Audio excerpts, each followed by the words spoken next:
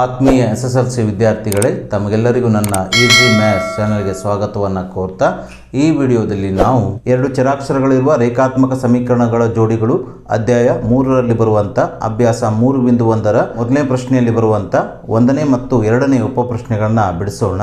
ಹಿಂದಿನ ವಿಡಿಯೋಗಳಲ್ಲಿ ನಾನು ವಾಸ್ತವ ಸಂಖ್ಯೆಗಳು ಅಧ್ಯಾಯ 1ರಲ್ಲಿ ಬರುವಂಥ ಅಭ್ಯಾಸ 1.1 ಮತ್ತು 1.2ರ ಎಲ್ಲಾ ಪ್ರಶ್ನೆಗಳನ್ನ ಬಿಡಿಸಿದ್ದೇನೆ. ಹಾಗೆ ಬಹುಪದೋಕ್ತಿಗಳು ಅಧ್ಯಾಯ 2ರಲ್ಲಿ ಬರುವಂಥ ಅಭ್ಯಾಸ 2.1 ಮತ್ತು ಅಭ್ಯಾಸ 2.2ರ ಎಲ್ಲಾ ಪ್ರಶ್ನೆಗಳನ್ನ ಬಿಡಿಸಿದ್ದೇನೆ.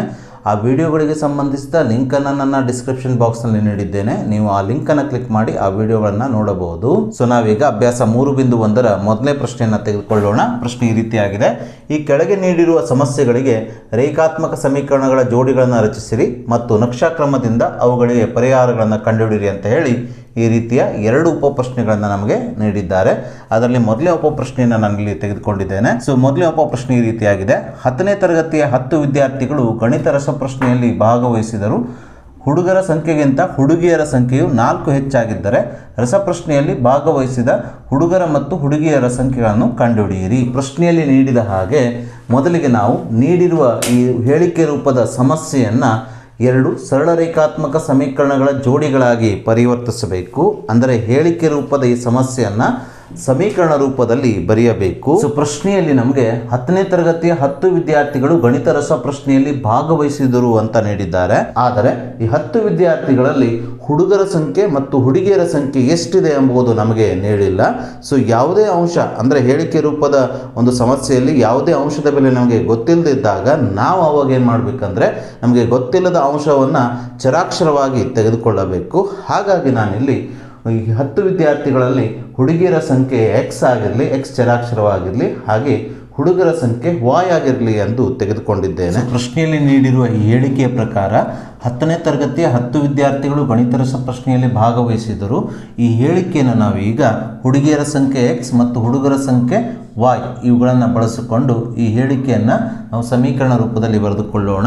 ಅಂದರೆ 10ನೇ ತರಗತಿಯ ಒಟ್ಟು ಹುಡುಗಿಯರ ಸಂಖ್ಯೆ X ಮತ್ತು ಹುಡುಗರ ಸಂಖ್ಯೆ Y ಇವೆರಡೂ ಸೇರಿ 10 ವಿದ್ಯಾರ್ಥಿಗಳು ರಸಪ್ರಶ್ನೆಯಲ್ಲಿ ಭಾಗವಹಿಸಿದರು ಎಂಬುದನ್ನು ಸಮೀಕರಣ ರೂಪದಲ್ಲಿ ಬರೆದುಕೊಳ್ಳೋಣ.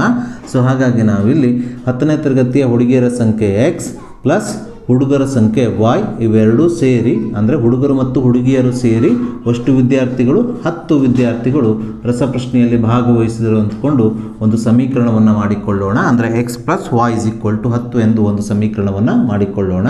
ಸೊ ಇದೇ ರೀತಿ ಪ್ರಶ್ನೆಯಲ್ಲಿ ನಮಗೆ ಹುಡುಗರ ಸಂಖ್ಯೆಗಿಂತ ಹುಡುಗಿಯರ ಸಂಖ್ಯೆಯು 4 ಹೆಚ್ಚಾಗಿದೆ ಅಂತ ನೀಡಿರೋದ್ರಿಂದ ಈ ಹೇಳಿಕೆಯನ್ನು ಬಳಸಿಕೊಂಡು ಇದೇ ರೀತಿಯ ಮತ್ತೊಂದು ಸಮೀಕರಣವನ್ನು ನಾವೀಗ ಮಾಡಿಕೊಳ್ಳಬೇಕು.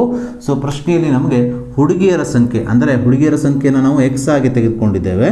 ಹುಡುಗಿಯರ ಸಂಖ್ಯೆಯು ಹುಡುಗರ ಸಂಖ್ಯೆ ಅಂದರೆ ಹುಡುಗರ ಸಂಖ್ಯೆಯನ್ನು ನಾವು Y ಆಗಿ ತೆಗೆದುಕೊಂಡಿದ್ದೇವೆ. ಹುಡುಗಿಯರ ಸಂಖ್ಯೆ X ಹುಡುಗರ ಸಂಖ್ಯೆ Yಗಿಂತ ಎಷ್ಟು ಹೆಚ್ಚಾಗಿದೆ? 4 ಹೆಚ್ಚಾಗಿದೆ. ಹೆಚ್ಚಾಗಿದೆ ಅಂದರೆ ನಾವು ಕೂಡಿಸ್ಕೊಳ್ಬೇಕು. ಹಾಗಾಗಿ ಇಲ್ಲಿ 4 ಹೆಚ್ಚಾಗಿರೋದ್ರಿಂದ ಹುಡುಗರ ಸಂಖ್ಯೆ Yಗೆ ನಾವು 4ಅನ್ನು ಕೂಡಿಸಿಕೊಂಡು ಮತ್ತೊಂದು ಸಮೀಕರಣವನ್ನು ಮಾಡಿಕೊಳ್ಳಬೇಕು. ಅಂದರೆ ಇಲ್ಲಿ X is equal to Y plus 4. ಹುಡುಗಿಯರ ಸಂಖ್ಯೆ X ಹುಡುಗರ ಸಂಖ್ಯೆ Yಗಿಂತ 4 ಹೆಚ್ಚಾಗಿದೆ ಅಂತ ಇದರ ಅರ್ಥ. ಈ ಸಮೀಕರಣವನ್ನು ನಾವೀಗ ಸಮೀಕರಣ 2 ಆಗಿ ತೆಗೆದುಕೊಳ್ಳೋಣ. ಪ್ರತಿ ವರ್ಷ ವಾರ್ಷಿಕ ಪರೀಕ್ಷೆಯಲ್ಲಿ ನಿಮಗೆ 4 ಮಾರ್ಕ್ಸ್ಗೆ ಈ ರೀತಿಯ ಸರಳ ರೇಖಾತ್ಮಕ ಸಮೀಕರಣಗಳ ಜೋಡಿಗಳನ್ನು ನೀಡಿ ಇವುಗಳನ್ನು ನಕ್ಷಾ ವಿಧಾನದಿಂದ ಬಿಡಿಸಿ ಅಂತ ಹೇಳ್ತಾರೆ. ಈ ರೀತಿಯ ನಿಮಗೆ ವಾಕ್ಯ ರೂಪದ ಒಂದು ಸಮಸ್ಯೆಯನ್ನು ನೀಡುವುದಿಲ್ಲ, ಬದಲಿಗೆ ಸಮೀಕರಣಗಳನ್ನು ನೀಡಿ ಸಮೀಕರಣಗಳನ್ನು ನಕ್ಷೆ ವಿಧಾನದಿಂದ ಬಿಡಿಸಿ ಅಂತ ಹೇಳ್ತಾರೆ. ಹಾಗಾಗಿ ಈ ಪ್ರಶ್ನೆ ವಾರ್ಷಿಕ ಪರೀಕ್ಷಾ ದೃಷ್ಟಿಯಿಂದ ಬಹಳ ಮಹತ್ವವಾದ ಪ್ರಶ್ನೆಯಾಗಿದೆ. ನಾವೀಗ ಈ ಎರಡೂ ಜೋಡಿ ಸಮೀಕರಣಗಳನ್ನು ನಕ್ಷಾಕ್ರಮದಿಂದ ಬಿಡಿಸಬೇಕಾಗಿದ್ದರಿಂದ ನಾವೀಗ ಈ ಎರಡೂ ಸಮೀಕರಣಗಳಿಗೂ ನಕ್ಷೆಯನ್ನು ಹಾಕಿಕೊಳ್ಳಬೇಕು. ಅದಕ್ಕೋಸ್ಕರ ನಾನೀಗ ಮೊದಲನೇ ಸಮೀಕರಣವನ್ನು ತೆಗೆದುಕೊಂಡು ಈ ಮೊದಲನೇ ಸಮೀಕರಣವನ್ನು Yಗೆ ಬಿಡಿಸಿಕೊಂಡು ನಂತರ ಈ ಸಮೀಕರಣವನ್ನು ಬಳಸಿಕೊಂಡು ಬಿಂದುಗಳನ್ನು ಕಂಡುಹಿಡಿದು ತದನಂತರ ಈ ಸಮೀಕರಣಕ್ಕೆ ನಕ್ಷೆಯನ್ನು ಹಾಕಿಕೊಳ್ಳುತ್ತೇನೆ. ಅದಕ್ಕೋಸ್ಕರ ಈ ಮೊದಲನೇ ಸಮೀಕರಣವನ್ನು ನಾನು ಮೊದಲು Yಗೆ ಬಿಡಿಸಿಕೊಳ್ಳುತ್ತೇನೆ. ಅಂದರೆ Yಯನ್ನು ಎಡಭಾಗದಲ್ಲಿಟ್ಟುಕೊಂಡು ಈ Xನ್ನು ಬಲಭಾಗಕ್ಕೆ ಸ್ಥಳಾಂತರಿಸಿದಾಗ Y is equals to 10 minus X ಆಗುತ್ತದೆ. ಎಡಭಾಗದಲ್ಲಿರುವ ಪ್ಲಸ್ X ಬಲಭಾಗಕ್ಕೆ ಹೋದಾಗ ಇದು ಮೈನಸ್ X ಆಗುತ್ತದೆ. ಹಾಗಾಗಿ ಮೊದಲನೇ ಸಮೀಕರಣವನ್ನು ವಾಯ್ಗೆ ಬಿಡಿಸಿದಾಗ ಇದು 10 ಮೈನಸ್ ಎಕ್ಸ್ ಆಗುತ್ತದೆ. ಅಥವಾ ನೀವು ನೇರವಾಗಿ ಇದೇ ಸಮೀಕರಣವನ್ನು ಬಳಸಿಕೊಂಡು ಸಹ ಬಿಂದುಗಳನ್ನು ಕಂಡುಹಿಡಿಯಬಹುದು. ನಾವೀಗ ಈ ಸಮೀಕರಣದ ಸಹಾಯದಿಂದ ಈ ಕೋಷ್ಟಕದಲ್ಲಿ ಎಕ್ಸ್ ಮತ್ತು ವಾಯ್ ನಿರ್ದೇಶಾಂಕದ ಬೆಲೆಗಳನ್ನು ಕಂಡುಹಿಡಿದು ಈ ಸಮೀಕರಣಕ್ಕೆ ನಕ್ಷೆಯನ್ನು ಹಾಕಿಕೊಳ್ಳಬೇಕು. ಇಲ್ಲಿ ನಾವು ಎಕ್ಸ್ ನಿರ್ದೇಶಾಂಕದ ಬೆಲೆಯನ್ನು ನಾವೇ ತೆಗೆದುಕೊಳ್ಳಬೇಕು. ಸೊ ಇಲ್ಲಿ ನಾವು ಎಕ್ಸ್ ಅಥವಾ ಎಕ್ಸ್ ನಿರ್ದೇಶಾಂಕದ ಬೆಲೆಗಳನ್ನು ಯಾವ ರೀತಿ ತೆಗೆದುಕೊಳ್ಳಬೇಕಂದ್ರೆ ವಾಯ್ನ ಬೆಲೆಯನ್ನು ಸುಲಭವಾಗಿ ಲೆಕ್ಕಾಚಾರ ಮಾಡುವ ಹಾಗೆ, ಜೊತೆಗೆ ಈ ಬಿಂದುಗಳನ್ನು ಇಲ್ಲಿ ಬಂದಂಥ ಬಿಂದುಗಳನ್ನು ಸುಲಭವಾಗಿ ಗ್ರಾಫ್ ಅಥವಾ ನಕ್ಷೆಯಲ್ಲಿ ಗುರುತಿಸುವ ಹಾಗೆ ಎಕ್ಸ್ನ ಬೆಲೆಗಳನ್ನು ಇಲ್ಲಿ ನಾವು ತೆಗೆದುಕೊಳ್ಳಬೇಕು. ನಾನಿಲ್ಲಿ ಎಕ್ಸ್ ನಿರ್ದೇಶಾಂಕ ಅಂದರೆ ಎಕ್ಸ್ನ ಬೆಲೆಗಳನ್ನು 0, 1, 2 ಆಗಿ ತೆಗೆದುಕೊಳ್ತಾ ಇದ್ದೇನೆ. ಸೊ ನಾವೀಗ ಈ ಎಕ್ಸ್ನ ಬೆಲೆಯನ್ನು 0, 1, 2 ಈ ಸಮೀಕರಣ y = 10 ಮೈನಸ್ ಎಕ್ಸ್ ಈ ಸಮೀಕರಣದಲ್ಲಿ ಆದೇಶಿಸಿ ವಾಯ್ ನಿರ್ದೇಶಾಂಕದ ಬೆಲೆ ಅಥವಾ ವಾಯ್ನ ಬೆಲೆಗಳನ್ನು ಬರಿತಾ ಹೋಗೋಣ. ಸೊ ಮೊದಲಿಗೆ ನಾವು ಈ ಸಮೀಕರಣದಲ್ಲಿ ಎಕ್ಸ್ನ ಬೆಲೆ 0 ಆದೇಶಿಸೋಣ. ಎಕ್ಸ್ನ ಬೆಲೆ 0 ಆದೇಶಿಸಿದಾಗ ವಾಯ್ನ ಬೆಲೆಯು 10 ಮೈನಸ್ ಎಕ್ಸ್ನ ಜಾಗದಲ್ಲಿ 0 ಹಾಕಿದಾಗ ಇದು 10 ಮೈನಸ್ 0 10 ಆಗುತ್ತದೆ. ಅಥವಾ ನೇರವಾಗಿ ಈ ರೀತಿ ಬರೆದಿದೆ ನೀವು ಇಲ್ಲಿ ಲೆಕ್ಕಾಚಾರ ಮಾಡ್ಬೋದು. y = 10 ಮೈನಸ್ 0 10 ಮೈನಸ್ 0 ಅಂದರೆ 10 ಆಗುತ್ತದೆ. ಆದ್ದರಿಂದ ಇಲ್ಲಿ y = 10 ಅಂತ ಬರೀಬೋದು. ಅದೇ ರೀತಿ ನಾವೀಗ ಎಕ್ಸ್ನ ಬೆಲೆ 1ಗೆ ವಾಯ್ನ ಬೆಲೆ ಎಷ್ಟಾಗ್ತದೆ ಎಂಬುದನ್ನು ಕಂಡುಹಿಡಿಯಬೇಕಾದ್ರೆ ಎಕ್ಸ್ನ ಬೆಲೆ 1 ಈ ಸಮೀಕರಣದಲ್ಲಿ ಆದೇಶಿಸಬೇಕು. ಎಕ್ಸ್ನ ಜಾಗದಲ್ಲಿ 1 ಆದೇಶಿಸಿದಾಗ ಇದು 10 ಮೈನಸ್ 1 ಆಗುತ್ತದೆ. 10 ಮೈನಸ್ 1 9 ಆಗುತ್ತದೆ. ಅಥವಾ ನೀವು ಇಲ್ಲಿ y = 10 ಮೈನಸ್ ಎಕ್ಸ್ನ ಜಾಗದಲ್ಲಿ 1 ಆದೇಶಿಸಿದಾಗ ಇದು 10 ಮೈನಸ್ 1 ಆಗುತ್ತದೆ. 10 ಮೈನಸ್ 1 9 ಆಗುತ್ತದೆ. ಸೊ ಇಲ್ಲಿ ಸ್ಪಷ್ಟವಾಗಿ ಈ y = 10 ಮೈನಸ್ ಎಕ್ಸ್ ಎಂಬುದು ಒಂದು ಸರಳ ರೇಖೆಯಾಗಿದೆ. ಒಂದು ಸರಳ ರೇಖೆಯನ್ನು ಎಳೆಯಲಿಕ್ಕೆ ಕನಿಷ್ಠ 2 ಬಿಂದುಗಳಿದ್ದರೆ ಸಾಕಾಗ್ತದೆ. ಹಾಗಾಗಿ ನಮಗೆ ಇಲ್ಲಿ ಆಲ್ರೆಡಿ 2 ಬಿಂದುಗಳು ಸಿಕ್ಕಿದ್ದಾವೆ. ಆದರೆ ಪರೀಕ್ಷೆಯಲ್ಲಿ ನಮಗೆ ಈ ಕೋಷ್ಟಕಕ್ಕೆ 1 ಮಾರ್ಕ್ಸನ್ನು ಕೊಡಲಾಗ್ತದೆ. ಒಂದು ವೇಳೆ ನೀವು ಈ 2 ಬಿಂದುಗಳಲ್ಲಿ ಯಾವುದಾದ್ರೂ ಒಂದು ಬಿಂದುವಿನ ಬೆಲೆ ತಪ್ಪಿದರೆ ನಿಮಗೆ ಅರ್ಧ ಮಾರ್ಕ್ಸನ್ನು ಕಳೆಯಲಾಗ್ತದೆ. ಅದಕ್ಕೋಸ್ಕರ ಒಂದು ಎಕ್ಸ್ಟ್ರಾ ಬಿಂದುವನ್ನು ನೀವು ಕಂಡುಹಿಡಿಯೋದು ಅತ್ಯಂತ ಸೂಕ್ತ. ಸೊ ಹಾಗಾಗಿ ನಾನಿಲ್ಲಿ ಎಕ್ಸ್ನ ಬೆಲೆಯನ್ನು 2 ತೆಗೆದುಕೊಂಡು ವಾಯ್ನ ಬೆಲೆಯನ್ನು ಕಂಡುಹಿಡಿತಾ ಇದ್ದೇನೆ. ಇದು ಈಸಿ ಇದೆ, ಈಸಿಯಾಗಿ ಬರಿಬಹುದು. ಎಕ್ಸ್ನ ಬೆಲೆ 2 ಈ ಸಮೀಕರಣದಲ್ಲಿ ಆದೇಶಿಸಿದಾಗ ಇದು 10 ಮೈನಸ್ ಎಕ್ಸ್ನ ಬೆಲೆ 2 10 ಮೈನಸ್ 2 ಎಷ್ಟಾಗ್ತದೆ ಹೇಳ್ರಿ 8 ಆಗುತ್ತದೆ. ಸೊ ಹೀಗೆ ನಾವು ಮೊದಲನೇ ಸಮೀಕರಣವನ್ನು ನಕ್ಷೆಯಲ್ಲಿ ಬಿಡಿಸಲು ಬೇಕಾಗುವ ಬಿಂದುಗಳನ್ನು ಕಂಡುಹಿಡಿದ ನಂತರ ನಾವೀಗ ಎರಡನೇ ಸಮೀಕರಣವನ್ನು ನಕ್ಷೆಯಲ್ಲಿ ಬಿಡಿಸಲು ಬೇಕಾಗುವ ಬಿಂದುಗಳನ್ನು ಕೋಷ್ಟಕದ ಸಹಾಯದಿಂದ ಕಂಡುಹಿಡಿಯೋಣ. ಅದಕ್ಕಿಂತ ಪೂರ್ವದಲ್ಲಿ ನಾವು ಈ ಎರಡನೇ ಸಮೀಕರಣವನ್ನು ವಾಯ್ಗೆ ಬಿಡಿಸಿಕೊಳ್ಳೋಣ. ಸೊ ಇಲ್ಲಿ ಈ ಸಮೀಕರಣದ ಬಲಭಾಗದಲ್ಲಿರುವ ವಾಯನ್ನು ಬಲಭಾಗದಲ್ಲಿ ಇಟ್ಟುಕೊಂಡು ಈ ಸಮೀಕರಣದ ಬಲಭಾಗದಲ್ಲಿರುವ +4 ಎಡಭಾಗಕ್ಕೆ ಸ್ಥಳಾಂತರಿಸಿದಾಗ +4 ಮೈನಸ್ 4 ಆಗುತ್ತದೆ. ಹೀಗೆ ನಾವು ಈ ಎರಡನೇ ಸಮೀಕರಣವನ್ನು ವಾಯ್ಗೆ ಬಿಡಿಸಿಕೊಂಡು ಎಕ್ಸ್ನ ಬೆಲೆಗಳನ್ನು ಈ ಸಮೀಕರಣದಲ್ಲಿ ಆದೇಶಿಸಿ ವಾಯ್ ನಿರ್ದೇಶಾಂಕ ಅಥವಾ ವಾಯ್ನ ಬೆಲೆಗಳನ್ನು ಕಂಡುಹಿಡಿಯಬೇಕು. ಸೊ ಅದಕ್ಕೋಸ್ಕರ ನಾನು ಇಲ್ಲಿ ಎಕ್ಸ್ ಮತ್ತು ವಾಯ್ ನಿರ್ದೇಶಾಂಕ ಇರುವ ಕೋಷ್ಟಕವನ್ನು ಹಾಕಿಕೊಂಡಿದ್ದೇನೆ. ಇಲ್ಲಿ ಎಕ್ಸ್ನ ಬೆಲೆಗಳನ್ನು ಅಥವಾ ಎಕ್ಸ್ ನಿರ್ದೇಶಾಂಕದ ಬೆಲೆಗಳನ್ನು ನಾವೇ ತೆಗೆದುಕೊಳ್ಳಬೇಕು. ಸೊ ಎಕ್ಸ್ನ ನಿರ್ದೇಶಾಂಕ ಯಾವ ರೀತಿ ತೆಗೆದುಕೊಳ್ಬೇಕಂತ ಈಗಾಗಲೇ ನಿಮಗೆ ಹೇಳಿದ್ದೆ ನಾನು. ಸೊ ಒಂದು ಲೆಕ್ಕಾಚಾರ ಮಾಡಲಿಕ್ಕೆ ಸುಲಭವಾಗಿರಬೇಕು, ಜೊತೆಗೆ ಗ್ರಾಫ್ನಲ್ಲಿ ಅಂದರೆ ನಕ್ಷೆಯಲ್ಲಿ ಎಕ್ಸ್ ಮತ್ತು ವಾಯ್ ನಿರ್ದೇಶಾಂಕಗಳನ್ನು ಹೊಂದಿರುವ ಬಿಂದುವನ್ನು ಗುರುತಿಸಲು ನಿಮಗೆ ಸುಲಭವಾಗುವ ಹಾಗೆ ಎಕ್ಸ್ನ ಬೆಲೆಗಳನ್ನು ಇಲ್ಲಿ ತೆಗೆದುಕೊಳ್ತಾ ಹೋಗಬೇಕು. ಇಲ್ಲೂ ಸಹ ನಾನು ಎಕ್ಸ್ನ ಬೆಲೆಯನ್ನು 0, 1, 2 ಆಗಿ ತೆಗೆದುಕೊಳ್ತಾ ಇದ್ದೇನೆ. ಇಲ್ಲಿ ಸಹ ನಾವು 3 ಬಿಂದುಗಳನ್ನು ತೆಗೆದುಕೊಳ್ಳಬೇಕು. ಈ ಕೋಷ್ಟಕಕ್ಕೂ ಸಹ 1 ಮಾರ್ಕ್ಸನ್ನು ಕೊಡಲಾಗ್ತದೆ. ಸೊ ಟೋಟಲ್ ಇಲ್ಲಿ ಕೋಷ್ಟಕಕ್ಕೆ 2 ಅಂಕಗಳನ್ನು ಅಥವಾ 2 ಮಾರ್ಕ್ಸ್ಗಳನ್ನು ನೀಡಲಾಗ್ತದೆ. ಈ ಕೋಷ್ಟಕಕ್ಕೆ 1 ಮಾರ್ಕ್ಸು. ಈ ಕೋಷ್ಟಕಗಳಲ್ಲಿ ನೀವು ಸರಿಯಾಗಿ ಬೆಲೆಗಳನ್ನು ಎಕ್ಸ್ ಮತ್ತು ವಾಯ್ ನಿರ್ದೇಶಕಗಳನ್ನು ಬರೆದ್ರೆ ನಿಮಗೆ 1 ಮಾರ್ಕ್ಸನ್ನು ಕೊಡಲಾಗ್ತದೆ. ಸೊ ಇಲ್ಲಿ ಎಕ್ಸ್ನ ಬೆಲೆ 0 ಹಾಕಿದಾಗ y = 0 ಮೈನಸ್ 4 ಆಗುತ್ತದೆ. 0 ಮೈನಸ್ 4 ಅಂದರೆ -4 ಆಗುತ್ತದೆ. ಹಾಗಾಗಿ ಎಕ್ಸ್ ನಿರ್ದೇಶಾಂಕ 0 ಆದರೆ ವಾಯ್ ನಿರ್ದೇಶಾಂಕದ ಬೆಲೆ -4 ಆಗುತ್ತದೆ. ಅದೇ ರೀತಿ ಎಕ್ಸ್ನ ಬೆಲೆ 1 ಆದಾಗ ವಾಯ್ನ ಬೆಲೆಯನ್ನು ಕಂಡುಹಿಡಿಯಬೇಕಾದ ನಾವು ಎಕ್ಸ್ನ ಬೆಲೆ 1 ಈ ಸಮೀಕರಣದಲ್ಲಿ ಆದೇಶಿಸಬೇಕು. ಎಕ್ಸ್ನ ಬೆಲೆ 1 ಈ ಸಮೀಕರಣದಲ್ಲಿ ಆದೇಶಿಸಿದಾಗ ಈ ಸಮೀಕರಣವು y = 1 ಮೈನಸ್ ಎಕ್ಸ್ನ ಬೆಲೆ 1 -4 ಆಗುತ್ತದೆ. 1 -4 ಅಂದರೆ -3 ಆಗುತ್ತದೆ. ಸೊ ಹಾಗೆ ನಾವೀಗ ಎಕ್ಸ್ನ ಬೆಲೆ 2 ಆಗಿದ್ದಾಗ ಅಂದರೆ ಎಕ್ಸ್ ನಿರ್ದೇಶಾಂಕದ ಬೆಲೆ 2 ಆಗಿದ್ದಾಗ ವಾಯ್ ನಿರ್ದೇಶಾಂಕದ ಬೆಲೆ ಎಷ್ಟಾಗ್ತದೆ ಎಂಬುದನ್ನು ಈ ಸಮೀಕರಣವನ್ನು ಉಪಯೋಗಿಸಿ ಕಂಡುಹಿಡಿಯೋಣ. ಈ ಸಮೀಕರಣದಲ್ಲಿ ನಾವು ಎಕ್ಸ್ನ ಜಾಗದಲ್ಲಿ 2 ಆದೇಶಿಸಿದಾಗ y = 2 - 4 ಆಗುತ್ತದೆ. ಸೊ 2 - 4 ಅಂದರೆ -2 ಆಗುತ್ತದೆ. ಅಂದರೆ ವಾಯ್ನ ಬೆಲೆ -2 ಆಗುತ್ತದೆ. ಹಾಗಾಗಿ ಎಕ್ಸ್ ನಿರ್ದೇಶಾಂಕದ ಬೆಲೆ 2 ಆದಾಗ ವಾಯ್ ನಿರ್ದೇಶಾಂಕದ ಬೆಲೆ -2 ಆಗುತ್ತದೆ. ಸೊ ಹೀಗೆ ನಾವು ಈ ಎರಡೂ ಸಮೀಕರಣಗಳ ಮೇಲೆ ಬರುವಂಥ ಬಿಂದುಗಳನ್ನು ಈ ಕೋಷ್ಟಕದಲ್ಲಿ ಬರೆದುಕೊಂಡ ನಂತರ ನಾವೀಗ ಈ ಎರಡೂ ಸಮೀಕರಣಗಳ ನಕ್ಷೆಯನ್ನು ಈ ಗ್ರಾಫ್ ಹಾಳೆಯಲ್ಲಿ ಅಂದರೆ ನಕ್ಷೆ ಹಾಳೆಯಲ್ಲಿ ಎಳೆದು ನಕ್ಷಾಕ್ರಮದಿಂದ ಈ ಎರಡೂ ಸಮೀಕರಣಗಳನ್ನು ಬಿಡಿಸೋಣ. ಈ ಗ್ರಾಫ್ ನಕ್ಷೆಯಲ್ಲಿ ದಪ್ಪನಾದ ಅಡ್ಡಗೆರೆಗಳು ಮತ್ತು ಲಂಬಗೆರೆಗಳು ಇರೋದನ್ನು ನೀವು ಗಮನಿಸಬಹುದು. ಸೊ ನಾವೀಗ ದಪ್ಪನಾದ ಯಾವುದಾದ್ರೂ ಒಂದು ಅಡ್ಡಗೆರೆಯ ಮೇಲೆ ಸ್ಕೇಲನ್ನು ಇಟ್ಟುಕೊಂಡು ಆ ದಪ್ಪಗೆರೆಯ ಮೇಲೆ ಒಂದು ರೇಖೆಯನ್ನು ಈ ರೀತಿ ಎಳೆಯಬೇಕು. ನಾನಿಲ್ಲಿ ಸ್ಕೆಚ್ ಪೆನ್ನನ್ನು ತೆಗೆದುಕೊಂಡು ಒಂದು ದಪ್ಪನಾದ ಗೆರೆಯ ಮೇಲೆ ರೇಖೆಯನ್ನು ಎಳಿತಾ ಇದ್ದೇನೆ. ಆದರೆ ನೀವು ಪರೀಕ್ಷೆಯಲ್ಲಿ ಪೆನ್ಸಿಲನ್ನೇ ಬಳಸ್ಕೊಂಡು ನಕ್ಷೆಯನ್ನು ಎಳೆಯಬೇಕಾಗ್ತದೆ. ಇಲ್ಲಿ ನಾನು ಸ್ಕೆಚ್ ಪೆನ್ನನ್ನು ಯಾಕೆ ಬಳಸ್ತಾ ಇದ್ದೇನೆ ಅಂದರೆ ನಕ್ಷೆ ನಿಮಗೆ ಸ್ಪಷ್ಟವಾಗಿ ಕಾಣಲಿ ಎಂಬ ಉದ್ದೇಶದಿಂದ ಬಳಸ್ತಾ ಇದ್ದೇನೆ. ಆದರೆ ನೀವು ಪರೀಕ್ಷೆಯಲ್ಲಿ ಪೆನ್ಸಿಲನ್ನೇ ಬಳಸಬೇಕಾಗ್ತದೆ. ಸೊ ಈ ಅಡ್ಡಗೆರೆಯನ್ನು ನಾವು ಎಕ್ಸ್ ಅಕ್ಷ ಅಂತ ಹೆಸರಿಸಬೇಕು. ಅಡ್ಡಗೆರೆಯ ಬಲಭಾಗದಲ್ಲಿ ಎಕ್ಸ್ ಅಂತ, ಎಡಭಾಗದಲ್ಲಿ ಎಕ್ಸ್ ಡ್ಯಾಶ್ ಅಂತ ಗುರುತಿಸಬೇಕು. ಹಾಗೆ ಲಂಬನಾದ ದಪ್ಪಗೆರೆಯ ಯಾವುದಾದ್ರೂ ಒಂದು ದಪ್ಪಗೆರೆಯ ಮೇಲೆ ಸ್ಕೇಲನ್ನು ಇಟ್ಟುಕೊಂಡು ಈ ರೀತಿ ಒಂದು ರೇಖೆಯನ್ನು ಇದರ ಮೇಲೆ ಎಳೆಯಬೇಕು. ದಪ್ಪನಾದ ಗೆರೆಯ ಮೇಲೆ ಇರುವ ಲಂಬ ರೇಖೆಯನ್ನು ನಾವು ವಾಯ್ ಅಕ್ಷ ಅಂತ ಹೆಸರಿಸಬೇಕು. ಈ ವಾಯ್ ಅಕ್ಷದ ಮೇಲ್ಭಾಗದಲ್ಲಿ ವಾಯ್ ಅಂತ, ಕೆಳಭಾಗದಲ್ಲಿ ವಾಯ್ ಡ್ಯಾಶ್ ಅಂತ ಗುರುತಿಸಬೇಕು. ಎಕ್ಸ್ ಅಕ್ಷ ಮತ್ತು ವಾಯ್ ಅಕ್ಷ ಛೇದಿಸಿದ ಬಿಂದುವನ್ನು ನಾವು 0 ಅಂತ ಗುರುತಿಸಬೇಕು. ಈ 0 ಈ ಎರಡು ಅಕ್ಷಗಳ ಮೂಲ ಬಿಂದು ಆಗಿರುತ್ತದೆ. ಈ ಬಿಂದುವಿನಲ್ಲಿ ಎಕ್ಸ್ ನಿರ್ದೇಶಾಂಕ ಮತ್ತು ವಾಯ್ ನಿರ್ದೇಶಾಂಕದ ಬೆಲೆಗಳು 0ಗಳಾಗಿರುತ್ತವೆ. ಸೊ ಹೀಗೆ ನಾವು ಎಕ್ಸ್ ಅಕ್ಷ ಮತ್ತು ವಾಯ್ ಅಕ್ಷಗಳನ್ನು ಎಳೆದ ನಂತರ ನಾವೀಗ ಈ ಗ್ರಾಫಿನ ಮೇಲೆ ಈ ಬಿಂದುಗಳನ್ನು ಗುರುತಿಸಲು ಸ್ಕೇಲನ್ನು ಬರೆಯಬೇಕು. ಸ್ಕೇಲನ್ನು ನಾವು ಎಕ್ಸ್ ಅಕ್ಷದಲ್ಲಿ 1 ಸೆಂಟಿಮೀಟರನ್ನು ಒಂದು ಮೂಲಮಾನವಾಗಿ ತೆಗೆದುಕೊಳ್ಳಬೇಕು. 1 ಸೆಂಟಿಮೀಟರ್ ಅಂದರೆ ಎರಡು ದಪ್ಪಗೆರೆಗಳ ನಡುವಿರುವಂಥ ಅಂತರ.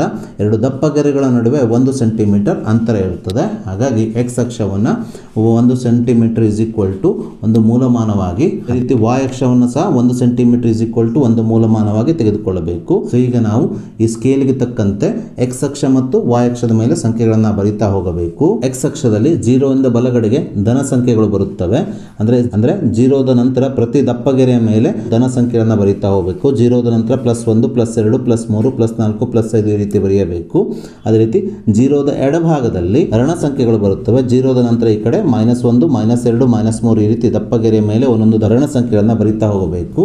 ಹೀಗೆ ನಾವು 0ದ ಬಲಗಡೆಯಲ್ಲಿ ಧನ ಸಂಖ್ಯೆಗಳನ್ನು, 0ದ ಎಡಭಾಗದಲ್ಲಿ ಋಣ ಸಂಖ್ಯೆಗಳನ್ನು ಬರೆಯಬೇಕು 1 ಸೆಂಟಿಮೀಟರ್ ಅಂತರದಲ್ಲಿ, ಅಂದರೆ ದಪ್ಪಗೆರೆಯ ಮೇಲೆ. ಅದೇ ರೀತಿ ನಾವು ಈಗ ವಾಯ್ ಅಕ್ಷದ ಮೇಲೆ ಸಂಖ್ಯೆಗಳನ್ನು ಗುರುತಿಸಬೇಕು. ಈ ಎಕ್ಸ್ ಅಕ್ಷದ ಮೇಲ್ಭಾಗದಲ್ಲಿ ಧನ ಸಂಖ್ಯೆಗಳನ್ನು ಬರೆಯುತ್ತಾ ಹೋಗಬೇಕು. 0 ಆದ ನಂತರ ಪ್ರತಿಯೊಂದು ದಪ್ಪಗೆರೆಯ ಮೇಲೆ ಒಂದೊಂದು ಸಂಖ್ಯೆಯನ್ನು ಬರೆಯಬೇಕು. 0 ಆದ ನಂತರ 1 2 3 4 5 6 8 9 10 10ರವರೆಗೆ ನಾವಿಲ್ಲಿ ಗುರುತಿಸಬೇಕು. ಯಾಕಂದರೆ ವಾಯ್ನ ಬೆಲೆ 10ರವರೆಗೆ ಇರೋದ್ರಿಂದ 10ರವರೆಗೆ ಸಂಖ್ಯೆಯನ್ನು ನೀವು ತೆಗೆದುಕೊಳ್ಳಬೇಕು. ಹಾಗೆ 0ದ ಕೆಳಭಾಗದಲ್ಲಿ ವಾಯ್ ಅಕ್ಷದ ಮೇಲೆ ಋಣ ಸಂಖ್ಯೆಗಳನ್ನು ಬರೆಯಬೇಕು. 0 ಆದ ನಂತರ ಕೆಳಭಾಗದಲ್ಲಿ -1 -2 -3 -4 ಈ ರೀತಿ ಪ್ರತಿ ದಪ್ಪಗೆರೆಯ ಮೇಲೆ ಸಂಖ್ಯೆಗಳನ್ನು ಬರೆಯಬೇಕು. ಈ ರೀತಿ ನಾವು ಎಕ್ಸ್ ಅಕ್ಷ ಮತ್ತು ವಾಯ್ ಅಕ್ಷದ ಮೇಲೆ ಸಂಖ್ಯೆಗಳನ್ನು ಗುರುತಿಸಿದ ನಂತರ ನಾವೀಗ ಮೊದಲನೇ ಸಮೀಕರಣದ ಎಕ್ಸ್ ಮತ್ತು ವಾಯ್ ಬಿಂದುಗಳನ್ನು ಈ ನಕ್ಷೆಯ ಮೇಲೆ ಗುರುತಿಸಿ ಮೊದಲನೇ ಸಮೀಕರಣಕ್ಕೆ ನಕ್ಷೆಯನ್ನು ಎಳೆಯೋಣ. ಸೊ ನಾವೀಗ ಈ ಸಮೀಕರಣದ ಮೊದಲನೇ ಬಿಂದು 0,10 ಅಂದರೆ ಎಕ್ಸ್ನ ಬೆಲೆ 0, ವಾಯ್ನ ಬೆಲೆ, ವಾಯ್ ನಿರ್ದೇಶಾಂಕದ ಬೆಲೆ 10 ಇದನ್ನು ಗುರುತಿಸೋಣ. ಮೊದಲಿಗೆ ಎಕ್ಸ್ ನಿರ್ದೇಶಾಂಕ 0 ಅಂದರೆ ಇದೇ ಆಗಿರುತ್ತದೆ, ಈ ಬಿಂದು ಆಗಿರುತ್ತದೆ.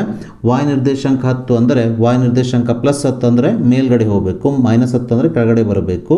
ಈ ಬಿಂದುವನ್ನು ನೋಡಿ, ಎಕ್ಸ್ ನಿರ್ದೇಶಾಂಕ ಏನಿದೆಯಲ್ಲ ಅದೇ ಬಿಂದುವನ್ನು ಹಿಡಿದುಕೊಂಡು ನಾವು ಮೇಲ್ಭಾಗ ಅಥವಾ ಕೆಳಭಾಗಕ್ಕೆ ಹೋಗಬೇಕಾಗ್ತದೆ ವಾಯ್ ನಿರ್ದೇಶಾಂಕದ ಬೆಲೆಯನ್ನು ಪಡೀಲಿಕ್ಕೆ.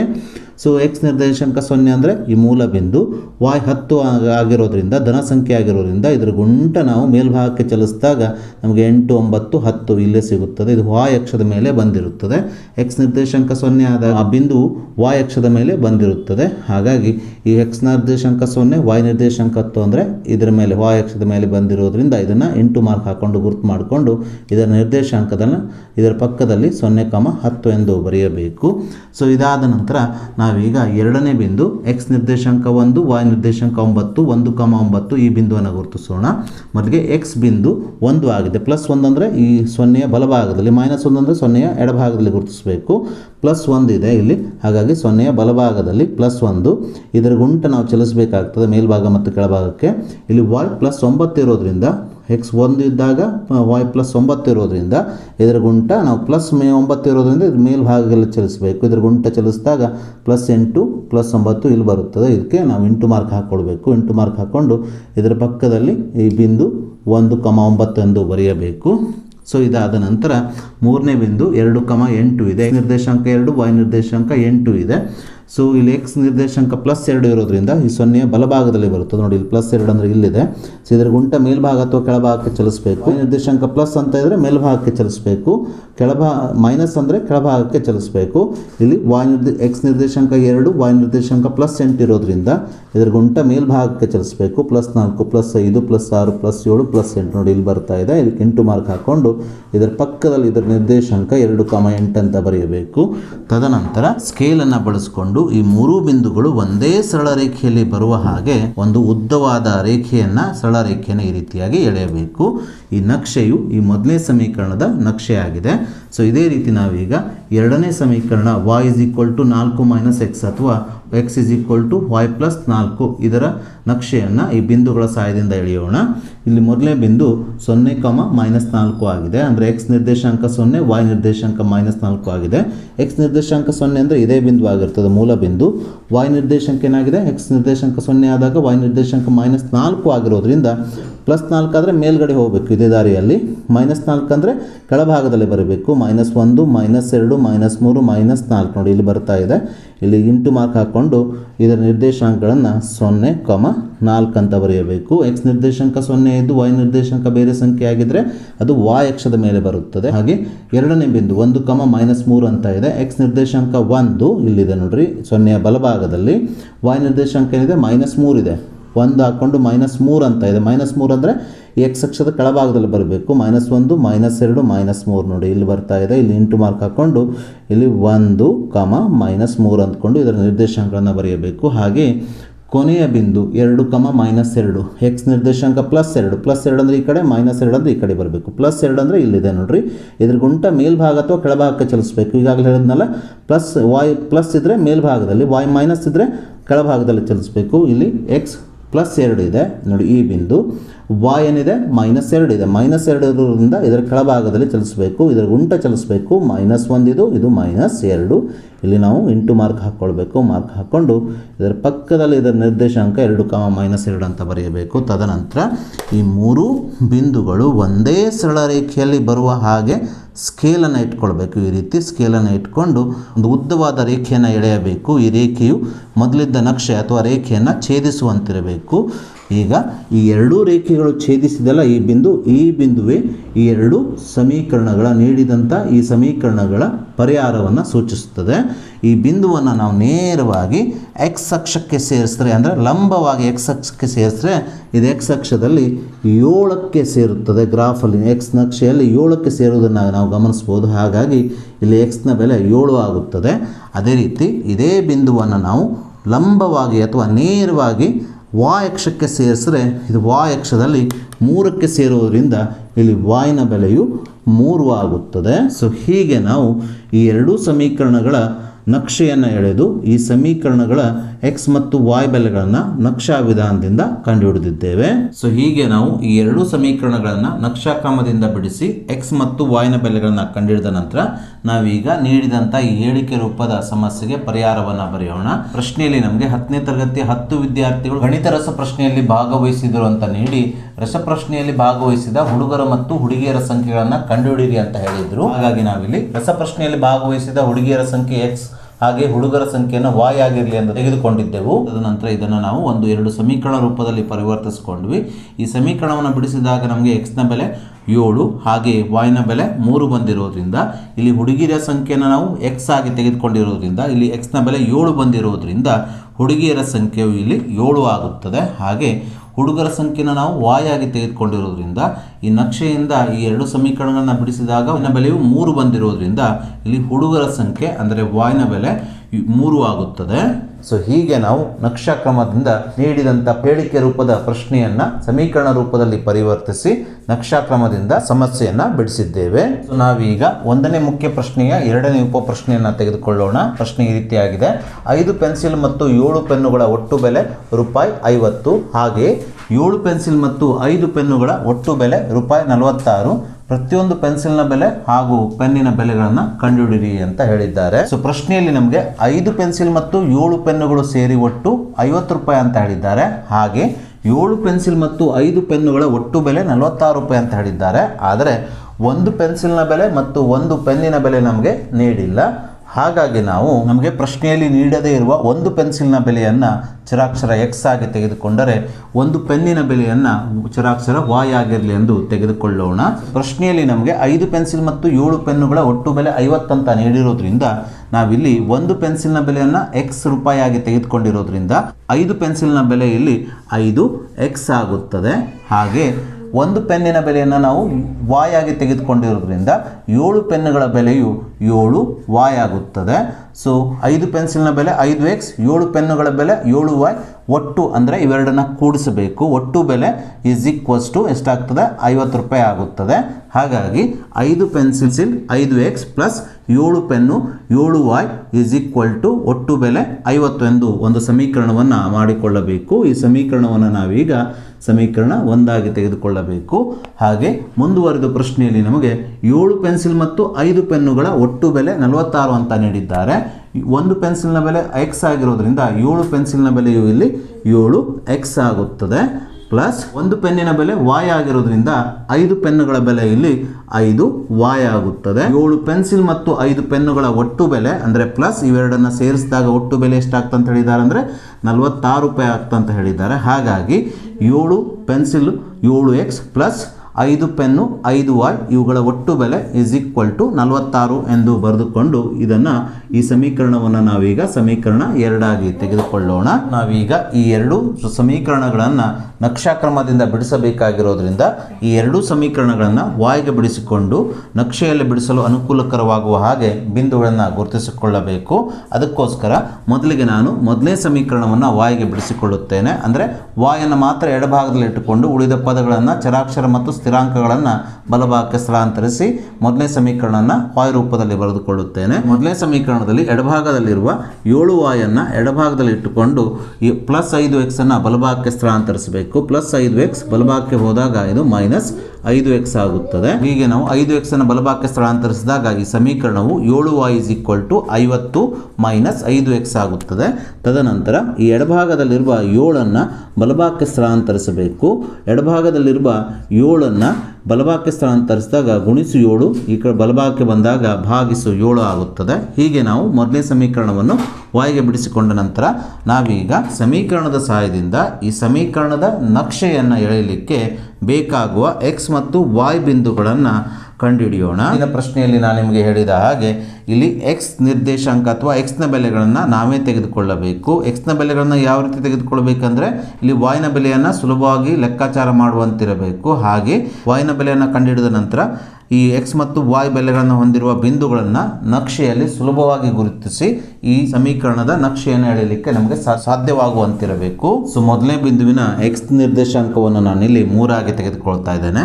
ಏಕೆಂದರೆ ಎಕ್ಸ್ನ ಬೆಲೆಯನ್ನು 3 ಆಗಿ ತೆಗೆದುಕೊಂಡರೆ ಇಲ್ಲಿ Y is equal to 50 minus 5 ಗುಣಿಸು ಎಕ್ಸ್ನ ಬೆಲೆ 3 ಆಗಿ ತೆಗೆದುಕೊಂಡೋದ್ರಿಂದ 5 ಗುಣಿಸು ಎಕ್ಸ್ ಏನಾಗ್ತದೆ 5 ಗುಣಿಸು 3 ಆಗುತ್ತದೆ ಭಾಗಿಸು 7 ಆಗುತ್ತದೆ.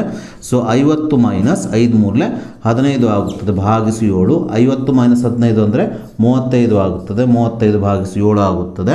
7 1 7 7 5 35 ಆಗುವುದರಿಂದ ಇಲ್ಲಿ ಎಕ್ಸ್ ನಿರ್ದೇಶಾಂಕದ ಬೆಲೆಯು 3 ಆಗಿ ತೆಗೆದುಕೊಂಡಾಗ ವಾಯ್ ನಿರ್ದೇಶಾಂಕದ ಬೆಲೆಯು 5 ಆಗುತ್ತದೆ. ಹೀಗೆ ನಿಮಗೆ ಎಕ್ಸ್ನ ಬೆಲೆಯನ್ನು 3 ಆಗಿ ತೆಗೆದುಕೊಂಡರೆ ವಾಯ್ ಒಂದು ಪೂರ್ಣಾಂಕವಾಗಿ ಸಿಗುವುದರಿಂದ ನೀವು 3,5 ಈ ಬಿಂದುವನ್ನು ನಕ್ಷೆಯಲ್ಲಿ ಸುಲಭವಾಗಿ ಗುರುತಿಸಬಹುದು. ಹಾಗಾಗಿ ಇಲ್ಲಿ ಎಕ್ಸ್ನ ಬೆಲೆಯನ್ನು 3 ಆಗಿ ತೆಗೆದುಕೊಂಡರೆ ನಿಮಗೆ ಬಿಂದುವನ್ನು ಗುರುತಿಸುವುದು ಸುಲಭವಾಗುತ್ತದೆ.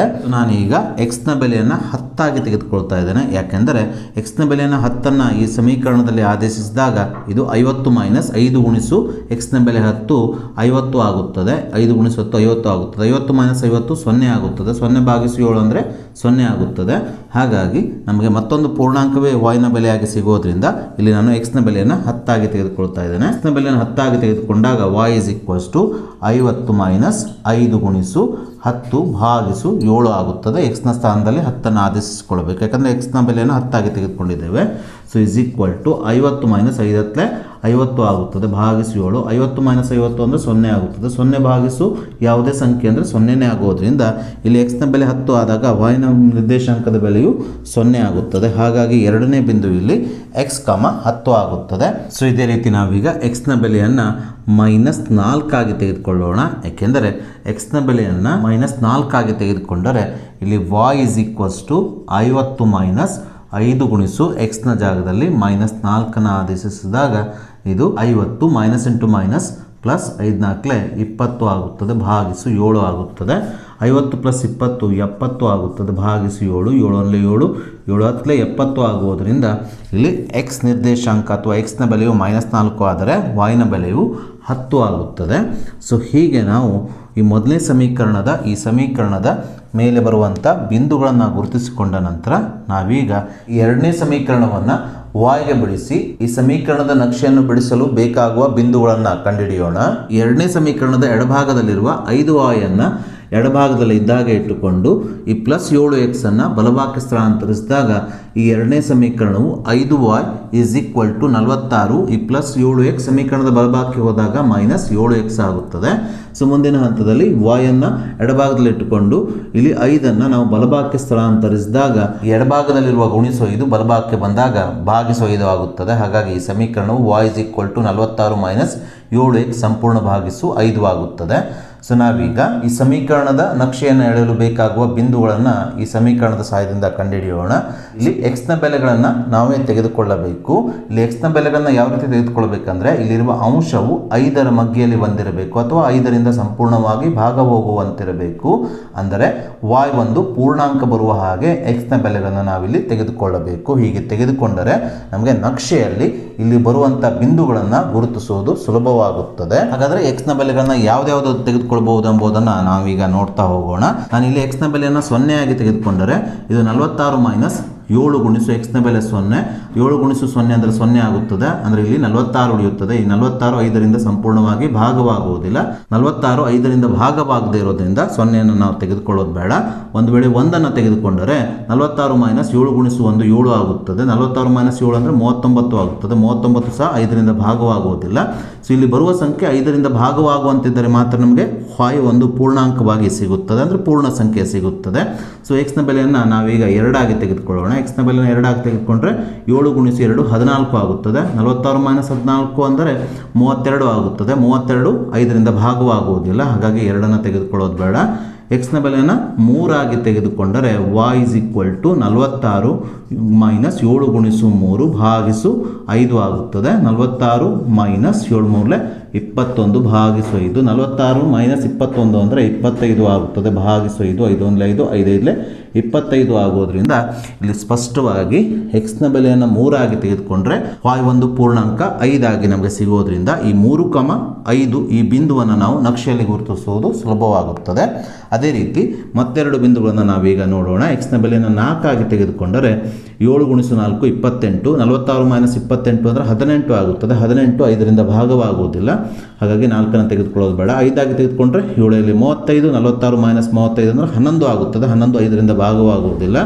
8 ಆಗಿ ತೆಗೆದುಕೊಳ್ಳೋಣ. ಎಕ್ಸ್ನ ಬೆಲೆಯನ್ನು 8 ಆಗಿ ತೆಗೆದುಕೊಂಡ್ರೆ y = 46 ಮೈನಸ್ 7 ಗುಣಿಸು 8 ಭಾಗಿಸು 5. ಅಂದರೆ 46 ಮೈನಸ್ 7 8 56 ಆಗುತ್ತದೆ ಭಾಗಿಸು 5. 46 ಮೈನಸ್ 56 ಅಂದರೆ -10 ಆಗುತ್ತದೆ ಭಾಗಿಸು 5. 5 1 5 5 2 10 ಆಗೋದ್ರಿಂದ ಎಕ್ಸ್ನ ಬೆಲೆಯನ್ನು 8 ಆಗಿ ತೆಗೆದುಕೊಂಡಾಗ ನಮಗೆ y ಒಂದು ಪೂರ್ಣಾಂಕ -2 ಆಗಿ ಸಿಗುತ್ತದೆ. ಹಾಗಾಗಿ 8 ಮತ್ತು -2 ಈ ಬಿಂದುವನ್ನು ನಾವು ಸುಲಭವಾಗಿ ನಕ್ಷೆಯಲ್ಲಿ ಗುರುತಿಸಬಹುದು. ಇದೇ ರೀತಿ ನಾವೀಗ ಎಕ್ಸ್ನ ಬೆಲೆಯನ್ನು -2 ಆಗಿ ತೆಗೆದುಕೊಳ್ಳೋಣ. ಎಕ್ಸ್ನ ಬೆಲೆಯನ್ನು -2 ಆಗಿ ತೆಗೆದುಕೊಂಡಾಗ ನಮಗೆ ಇಲ್ಲೊಂದು ಪೂರ್ಣಾಂಕ yನ ಬೆಲೆ ಒಂದು ಪೂರ್ಣಾಂಕವಾಗಿ ಸಿಗುತ್ತದೆ. y = 46 ಮೈನಸ್ 7 ಗುಣಿಸು ಎಕ್ಸ್ನ ಬೆಲೆ -2 ಭಾಗಿಸು 5. 46 ಮೈನಸ್ ಇಂಟು ಮೈನಸ್ ಪ್ಲಸ್ 14 ಭಾಗಿಸು 5. 46 + 14 ಅಂದರೆ 60 ಆಗುತ್ತದೆ ಭಾಗಿಸು 5. 5 1 5 5 1 5 ಆಗುತ್ತದೆ. 6ರಲ್ಲಿ 5ಅನ್ನು ಕಳೆದಾಗ ಉಳಿಯುವ ಶೇಷ 1 1 ಮತ್ತು 0 10 ಆಗುತ್ತದೆ. 5 2 10 ಆಗುತ್ತದೆ. ಹೀಗೆ ನಾವು ಎಕ್ಸ್ನ ಬೆಲೆಯನ್ನು -2 ತೆಗೆದುಕೊಂಡ್ರೆ yನ ಬೆಲೆ ಒಂದು ಪೂರ್ಣಾಂಕ 12 ಸಿಗುತ್ತದೆ.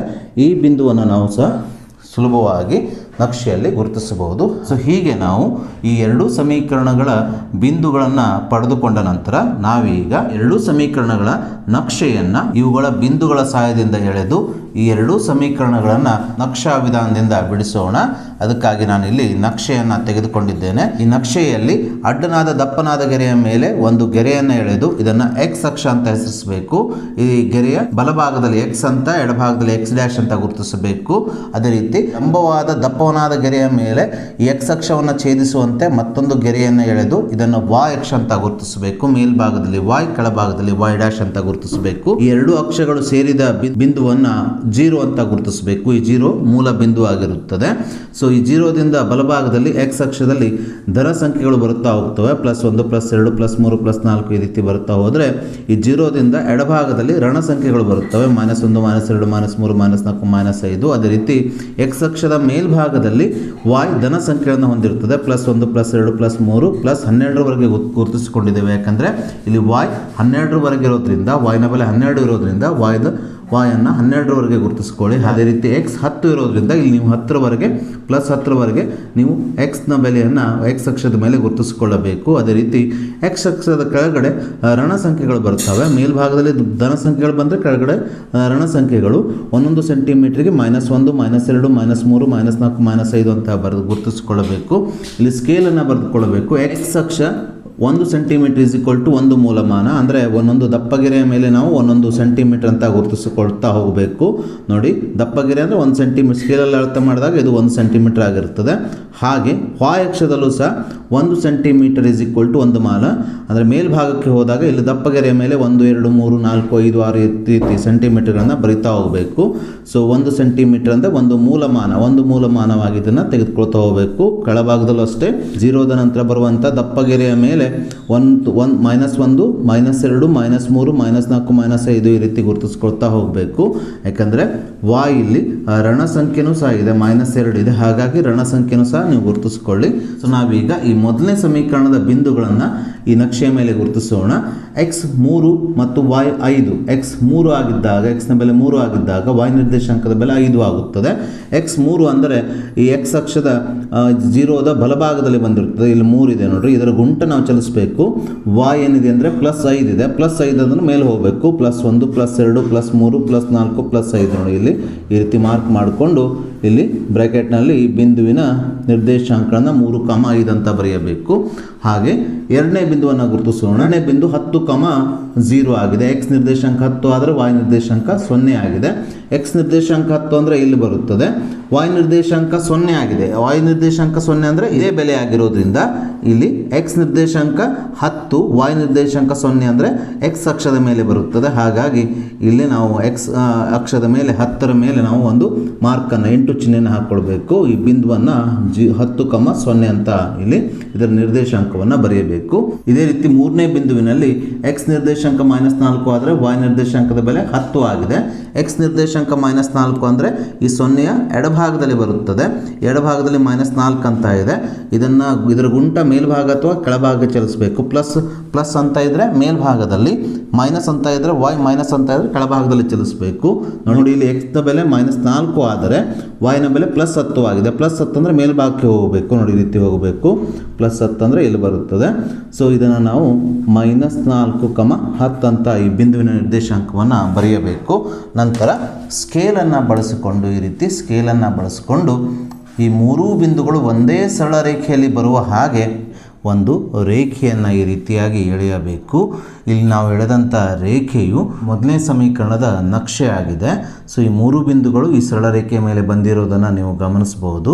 ಸೊ ಇದೇ ರೀತಿ ನಾವೀಗ ಎರಡನೇ ಸಮೀಕರಣದ ಈ ಬಿಂದುಗಳನ್ನು ನಾವೀಗ ಈ ನಕ್ಷೆಯ ಮೇಲೆ ಗುರುತಿಸಿ ಈ ಎರಡನೇ ಸಮೀಕರಣಕ್ಕೆ ನಕ್ಷೆಯನ್ನು ಎಳೆಯೋಣ.